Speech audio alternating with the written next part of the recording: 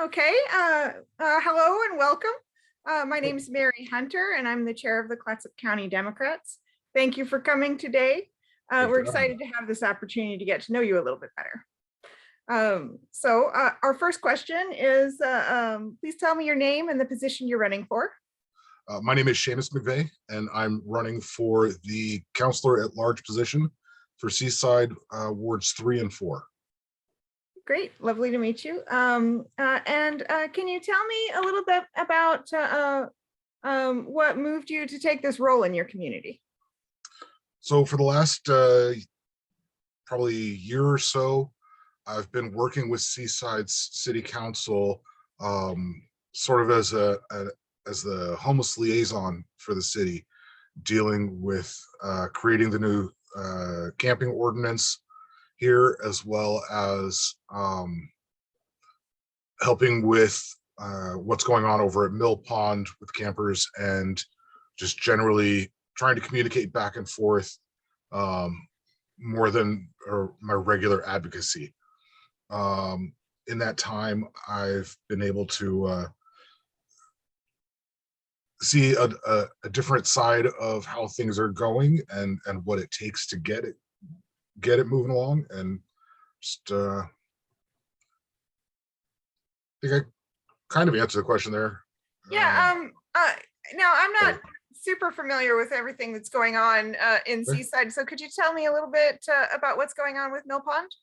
Sure. So Mill Pond has been designated as the camping area with permits for the homeless population here, and it started out because people were congregating en masse in RVs and vehicles on in a city-owned lot on 10th and Nicanicum. Mm-hmm. And that was creating a lot of issues, not only for the neighborhood, but just in terms of garbage accumulation and things like that. And the city the city council decided they were going to work on a new ordinance to not only be in compliance with the state's, I think it's HB 3115, that says that if you don't have certain accommodations, homeless shelter beds, things like that, then you can't enforce camping laws and that type of thing. And so they came together to create a camping ordinance that would allow them to be in compliance with that. And out of that came the designation of Mill Ponds, at least temporarily, as where people could go to camp, both in tents and RVs. And they have bathrooms and water and things like that there. So Great. Next question is, what in your experience or background do you have that you feel prepares you for this position? A lifetime of service. I grew up in a military family.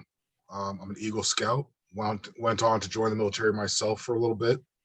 When I got out, I spent a little bit of time as a preacher, and then was also homeless for a number of years, and overcoming a lot of the problems that I see that this area is dealing with right now are things that I've already had to deal with in my life. So. Cool. And you said that, forgive me, were you involved with creating the current ordinance? Yes, I was. Could you tell me a little bit about your role in that? So the group that was put together to write the camping ordinance consisted of Mayor Barber, Tita Montero, City Councilor for Ward 2, Chief Ham from the Police Department, CSO Knock,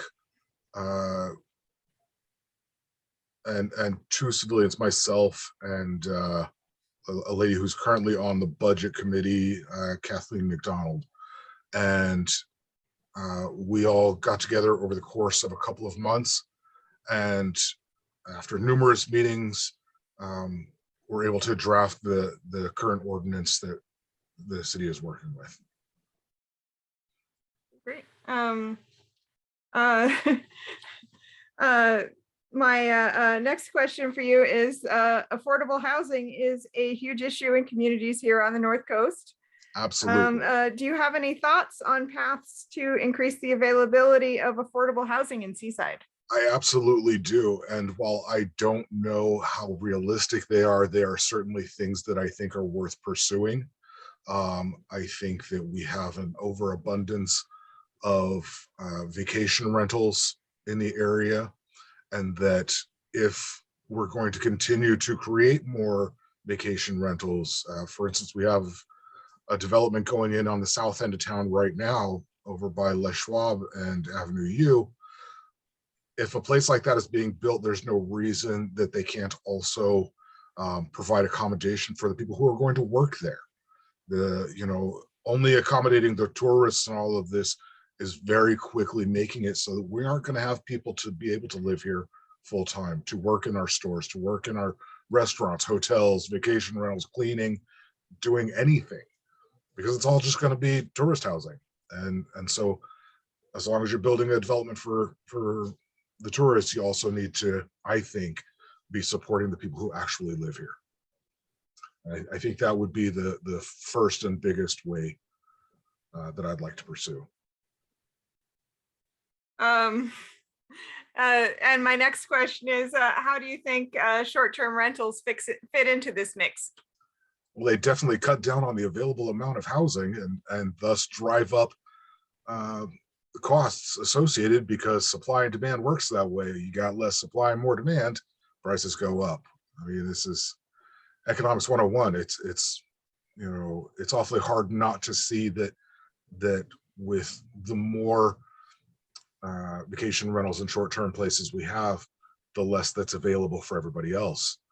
I mean, we don't exactly have an abundance of land to work with, so either we're using it for the tourists or we're using it for the people who live here. And I think it's time to look at the fact that the businesses and the tourists, they have plenty of representation. The people who actually live here that are not business owners, I think they need someone able to speak up for them, and that's kind of where I'm at in it. Okay, thank you.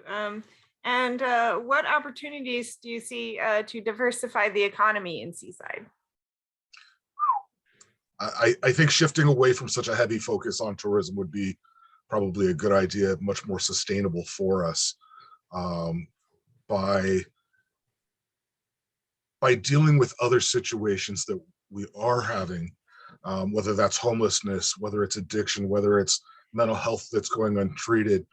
We create opportunities in other areas for people to work in, to make a decent living, to be able to contribute to, the overall well-being of our area. If we bring in a treatment facility that's going to deal with the ongoing addictions issues that we do have, that's suddenly a bunch of jobs that just opened up in our area.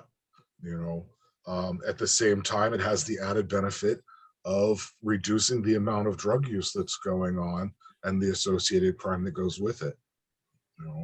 Measure 110 was supposed to help deal with that and give funding for it. Well, let's actually use that funding that it was supposed to create and help this city and this county to get to a better spot. And I think we can do that by diversifying in that way. Great. So that's the end of my question list. We do have a couple minutes more. If you have anything else you'd like to add. I realize that I come across very much as a kind of a niche kind of focus, being that my background does come in working with homelessness and with addictions. But honestly, those are the things that we're dealing with in this area. So it might be a good idea, I think, to have somebody whose focus is already there and already knows how to deal with those things, be able to speak up and work on them. Yeah, and you mentioned your work with the homeless, but I don't think we covered any of, you said you've worked with addiction services before? So I've been working since about 2005, I think. in addictions, working for nonprofits, doing recovery meetings, working in facilities. Current 4 years ago, I separated from the one I had been with and started my own recovery program, working with mentally ill addicts.